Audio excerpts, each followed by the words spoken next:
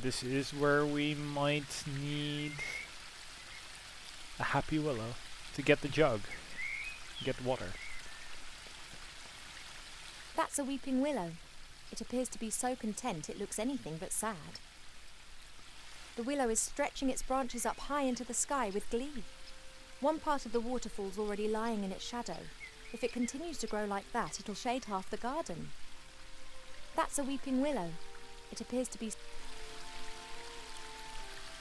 There are elf-made ponds and streams all over the palace ground. Their water's said to have healing powers. No wonder considering where it comes from. So many things to look at. Perhaps the water really does have magical medicinal properties. Even so, it can't protect me from what's going to happen. There are reeds and water lilies growing in the pond. Naturally, they were planted there. They don't grow in the wild so high up the mountains. I can't think of any use for a water lily, but a reed could come in handy. And that's why you look at stuff. So look at the pond, look at the pond. Just double check one last time. There are elf-made ponds and streams all over the palace ground. Perhaps the water really does... Okay. So I think we'll have to grab the jug from up there at some point to get water, but let's see. Another million things to look at. Sometimes it's a little bit much. Swords of all the idiots who have tried to conquer the elf burrow. It's become less frequent over the last few centuries. Humans and dwarves appear to have learnt their lesson. This giant stuffed monster. It's said that a ruler in the north wanted to build himself a throne out of all the swords of conquered enemies. Unfortunately, he died after only conquering one enemy, when he refused to heed all the warnings and sat on the throne. Well, that's a very obvious Game of Thrones reference.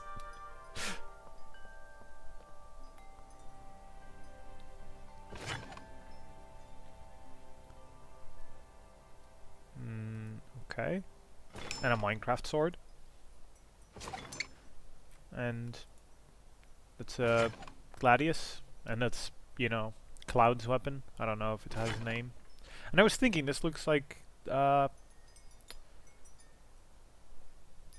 what is it called? It's roughly the shape of Frostmourne, I want to say, but it really isn't. And let's look at the dice. Yes. There's a selection of cubes here. For a while, it was all the rage at official state visits to give geometric presents. Doesn't look anything like a companion cube. Each cube is significant and comes from a different country, but I never really paid much attention. Oh no! I didn't. I wanted to click on the dice.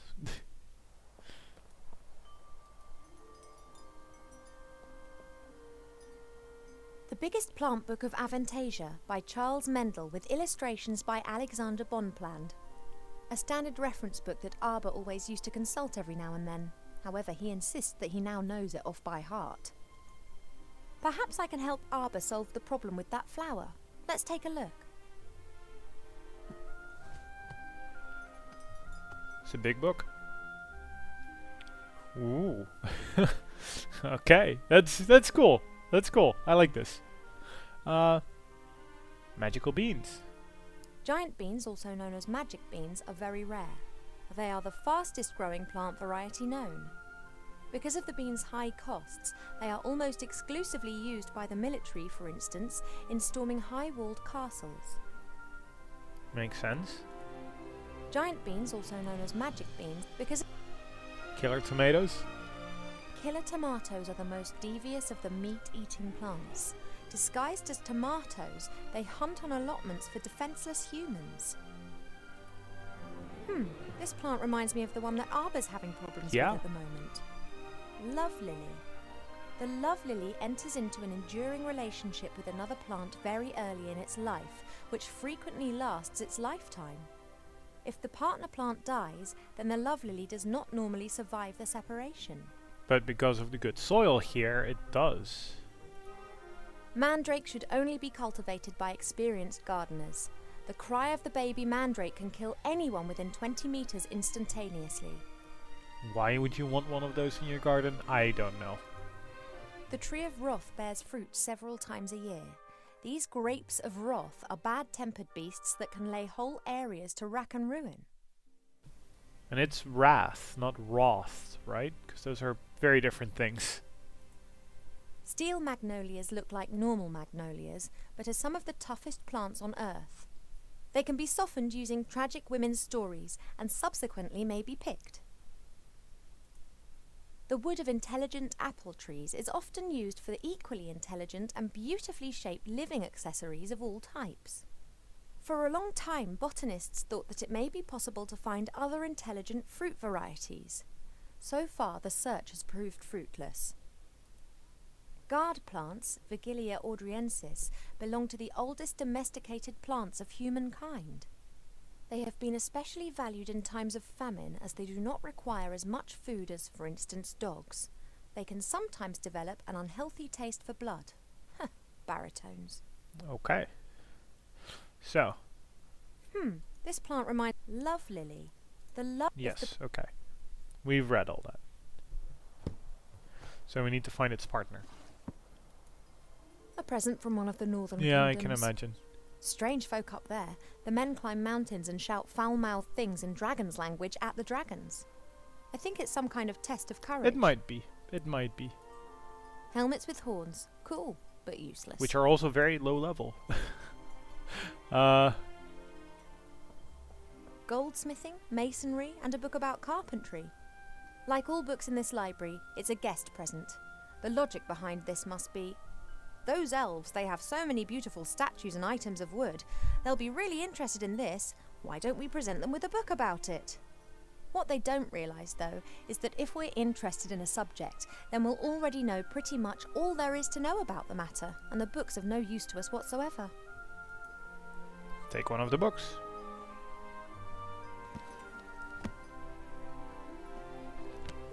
Working with wood.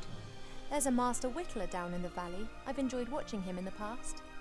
He carves animal figures so real that humans and dwarfs believe that they are actually animals turned into wood. This one's more about interiors, making furniture and the like.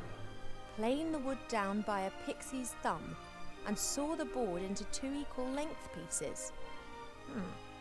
Who knows what that might be good for? So, okay, we have that book now. Several books about animals, an atlas, a book about humans. Actually, more of a brochure. And what's this? Fishing for the moderately talented. Okay, seems very useful. I haven't really got the time to sit and read a book, and if I had, it would definitely not be one about fishing. There must be a medical book for elves here somewhere. I haven't really got... Okay. A great example of the variety of our world's fauna. Some of the ideas Mother Nature has can be quite off the wall. Please don't be off the wall. Sometimes it's difficult to believe that some creatures in our world have developed naturally. They look as if some bored artist has dreamt them up. I wonder if that's actually what happened.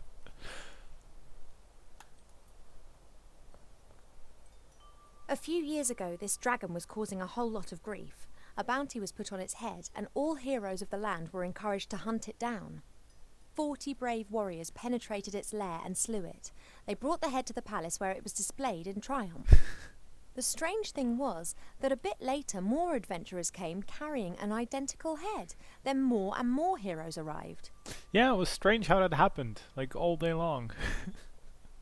That event just kept happening. Which was cool, actually. What have we got here then? Aha! Ah! Almanac of Elf Medicine. That's what I've been looking for.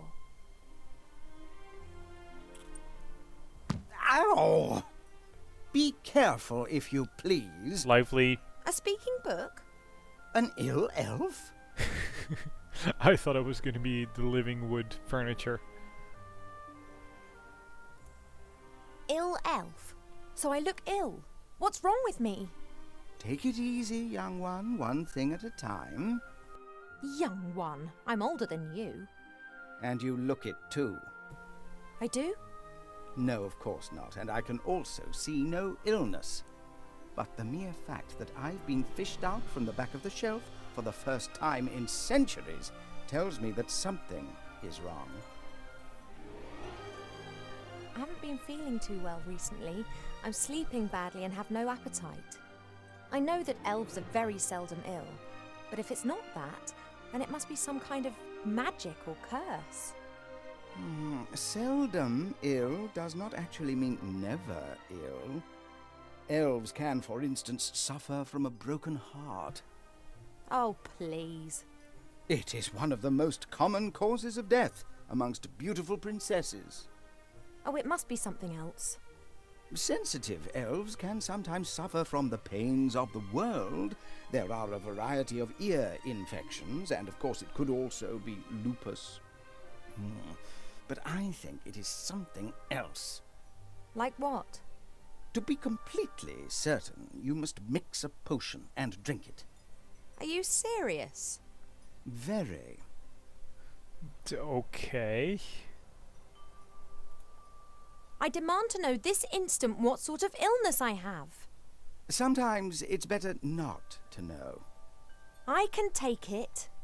A placebo only works when one doesn't know that it is a placebo. Make the potion and then come back and drink it. Then we'll be sure. Okay. Are you actually qualified to make a diagnosis? And why can you talk? I am a magical medicine book. That actually serves as an answer to both of your questions. I've never encountered a talking book before. Of course not. I am the only talking book here. That's the problem. In the magical library in Seastone, all books can talk. Things really get cooking there, believe me. Oh, poor book. You were probably given to us by someone from Seastone, right? Right. I was a complete idiot and actually volunteered. As I am a book about elf medicine, I didn't get much to do in Seastone. I thought to myself, hey, this is your chance to get some practical experience. Wrong.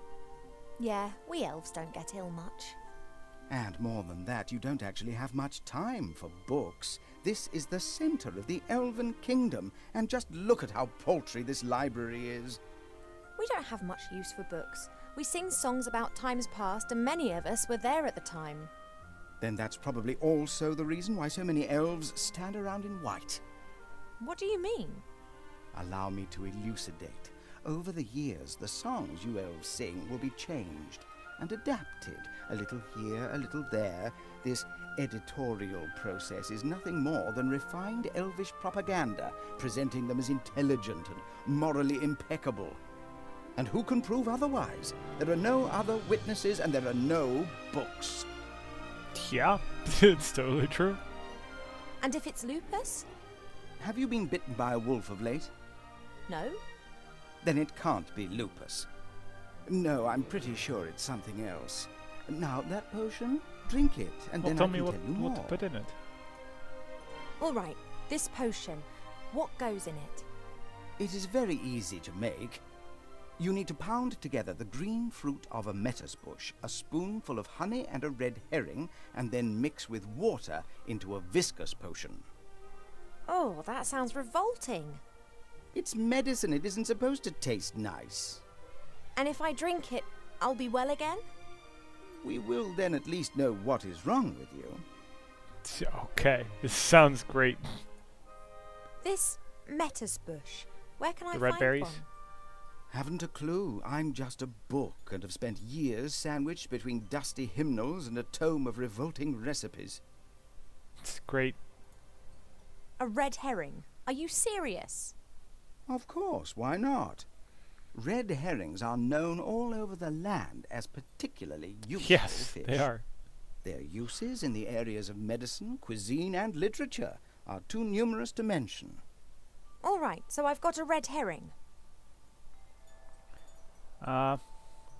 Thank you. I think that's all for now.